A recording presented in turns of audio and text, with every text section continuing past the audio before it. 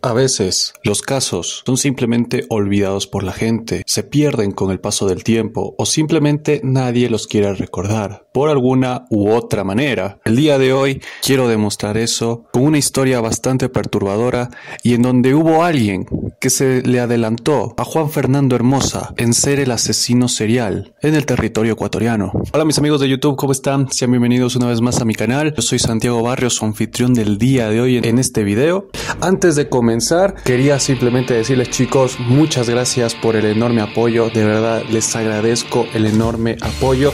Hace unos días atrás había notificado en mis redes sociales, en WhatsApp y en Instagram, que mi video de la historia de Juan Fernando Hermosa había llegado a las 500 visitas. E increíblemente ese número sigue aumentando hoy en día. Eso fue el fin de semana pasado, cuando sucedió ese hecho. Y se los agradezco un montón, chicos. Sin ustedes, sin su apoyo, sin sus comentarios, sin ayudarme a compartir, y aunque no lo compartan con las personas, igualmente ustedes con sus comentarios me ayudan bastante a seguir con este proyecto, ayudan sobre todo a levantarme la moral, ¿no?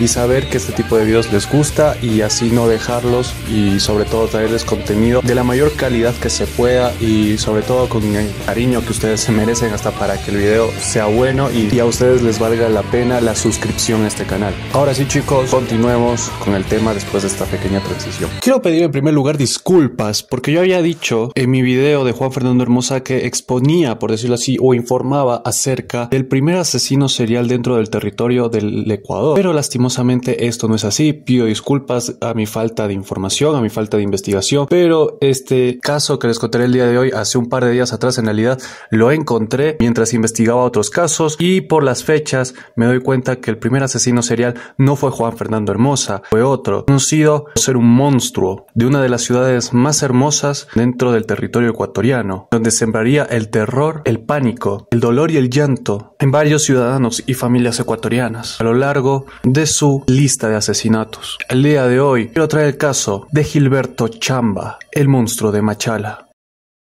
Comenzando con la historia de Gilberto Chamba, tengo que decir que detalles acerca de su niñez o su adolescencia casi no existe, por no decir que netamente no existe, pero simplemente porque lo ha declarado él una vez, o X o Y personas que, entre comillas, se dicen haberlo conocido, decían de Gilberto Chamba lo siguiente: Gilberto Antonio Chamba Jaramillo nació en la provincia del Oro, en la ciudad de Machala, en el país de Ecuador, el 5 de octubre de 1963. La infancia de Gilberto ha sido demasiado discreta, no ha decidido declarar unos detalles o algo que nos informara de si su infancia fue traumática o si su infancia generó los estímulos de psicópata, de asesino, de querer lastimar a las demás personas por esta etapa. La verdad es que no se sabe a la perfección. Él jamás ha dicho una sola palabra, y también los familiares o personas cercanas a él o alguna persona que lo haya conocido tampoco ha querido declarar acerca de esto, o simplemente han permanecido en el anonimato.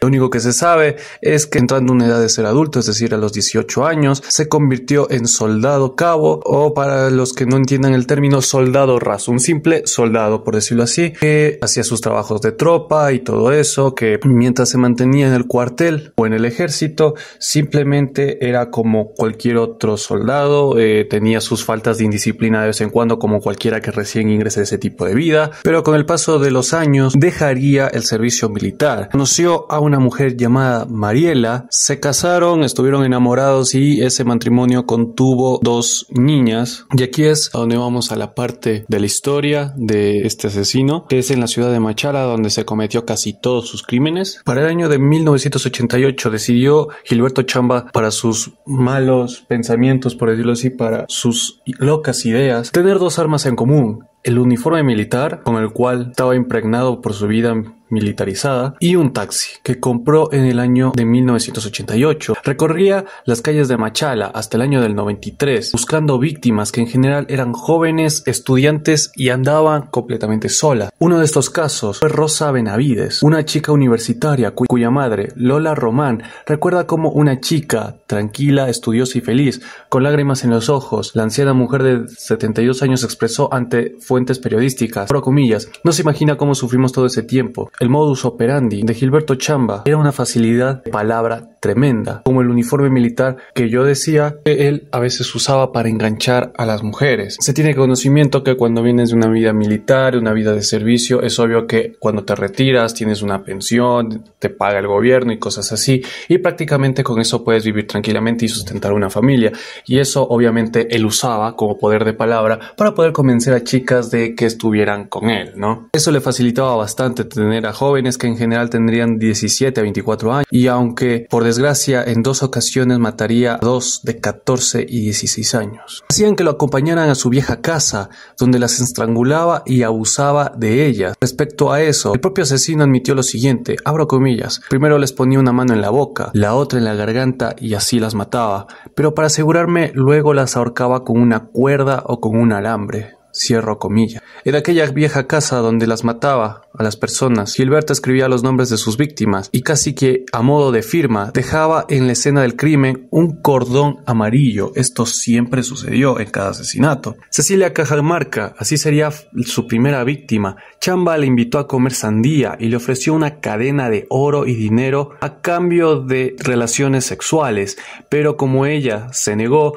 él se enfureció, un pedazo de vidrio roto y se le hundió con gran violencia, sumiéndola en el sueño eterno de la muerte y humillando sexualmente a su cadáver. Ahora que la chica ya no vivía para rechazarle, inaugurando lo que después sería su costumbre, el descarado asesino acudió al entierro y hasta dio el pésame a los padres de su víctima. Uno de los policías del caso, Fausto Terán, diría lo siguiente en el diario español El País. Abro comillas, según me confesó Chamba, no practicaba penetración vaginal a sus víctimas, prácticamente les ensartaba un instrumento similar a un bastón que se había mandado a fabricar expresamente. A muchas les ensartaba con tal violencia que el instrumento salía a veces por sus bocas. Cierro comillas. Después de Cecilia Cajamarca vinieron las demás víctimas, hasta que un día Gilberto intentó abusar de una trabajadora sexual, cuya corpulencia fue suficiente para escapar y dar un testimonio que resultó clave en el inicio del proceso penal contra el asesino en el territorio del Ecuador. Hubo en total, hasta donde se sabe, un número de 7 víctimas confirmadas, en donde el modo de operar era el mismo, era amable, era tierno con las chicas, les invitaba a cualquier cosa a comer, ya sea sandía o comidas y almuerzos a cambio, y siempre pedía lo mismo, pedía relaciones sexuales a cambio de brindarles esa amabilidad.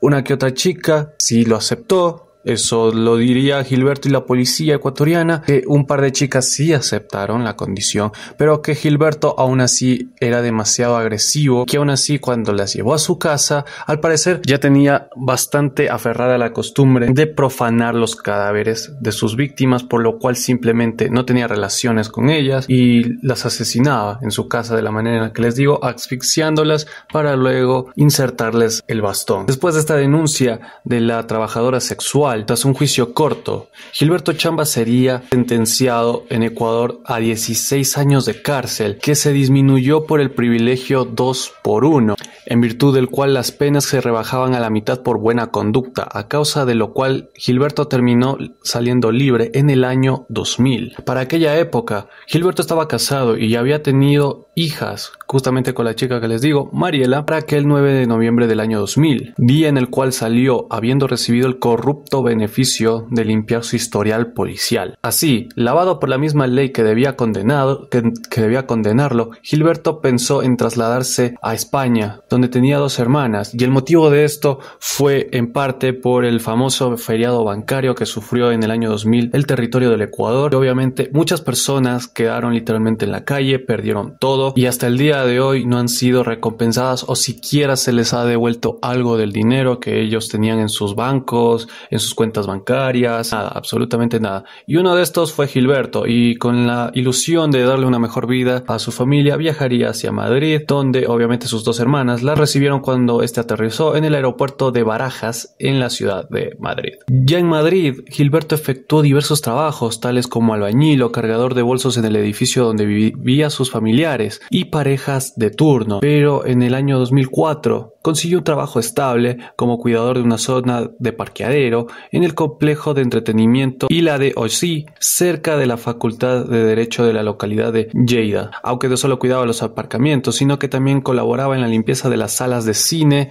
en dicho lugar. María Isabel Bascuñana, una universitaria española que se atravesaría lastimosamente para ella en la vida de Gilberto Chamba. Cuando este consiguió el empleo como cuidador, no se sintió capaz de resistir a la tentación de delinquir nuevamente con una de las jóvenes estudiantes universitarias de dicha facultad de Derecho, que estaba cerca de su trabajo. Muy probablemente pensó que la policía de España era tan ineficaz y blanda como la ecuatoriana, y al parecer se equivocó. María Isabel solía dejar su auto en el aparcamiento que cuidaba el asesino, por lo que éste le había visto algunas veces. Esto lo hacía María Isabel por las noches, y siendo la oscuridad una aliada del crimen, fue en la noche del 23 de noviembre del 2004, cuando María Isabel fue vista por última vez. Minutos antes, a eso de las 10 de la noche, había llamado a sus padres para decirles que no cenaría en su casa. Su cuerpo sería encontrado 2 días después, a pocas calles del cine. Tenía un pañuelo atado en el cuello, estaba metida en una funda de basura y tenía signos de haber sido salvajemente violada. Ante el siniestro hallazgo se levantaron varias hipótesis: crimen pasional, venganza y otras posibilidades alejadas de la realidad.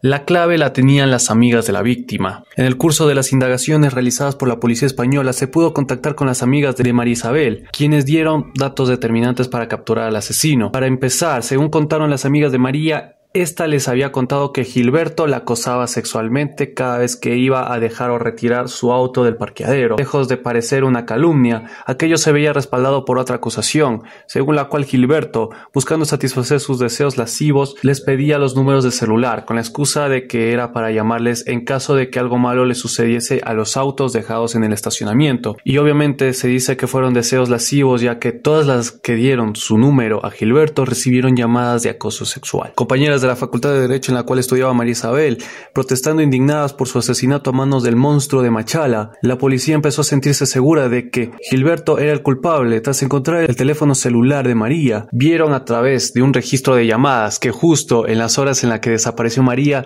desde su celular se efectuaron 2 llamadas de entre 5 y 6 minutos a lugares en las que se ofertaban sexo telefónico. Entonces, todo el mundo, obviamente de la policía, se preguntó por qué María pediría eso, sabiendo la conducta de ella gracias a los testimonios de sus amigas y familiares. Las llamadas las hizo otra persona. Esa fue la conclusión. Y para ayudar y para variar, ayudó bastante que fueron cronológicamente cercanas al momento del crimen. Ahora Gilberto era el principal sospechoso y todo empeoró para él cuando se constató que la funda de basura usada para intentar cubrir el cadáver de María era del tipo de fundas que empleaba el personal de limpieza del sitio en el que Gilberto trabajaba. Por otra parte, los compañeros de trabajo de Gilberto dijeron que sí acudió a trabajar la noche del crimen y que no notaron nada raro en él. Y en cuanto a vecinos y conocidos, todos rendían buen testimonio, diciendo que era un sujeto amable y tranquilo. Nuevamente surgía algo de duda ante estos testimonios, pero la certeza regresó cuando, tras efectuar una autopsia, se encontró mediante exámenes de ADN que el semen encontrado en el cadáver de María pertenecía a Gilberto. Gilberto, llorando después de ser detenido por la policía de España, astutamente, durante el juicio, el asesino dijo que todo era un complot y que la policía había tomado semen de un condón que él había empleado, metiéndolo después en la vagina de María para inculparlo. Parecía algo creíble, pero se realizaron indagaciones y la fiscalía descartó el argumento de la incriminación, dándole a Gilberto, tras un largo juicio, una pena de 45 años, 20 por matar a María, 12 por violar a María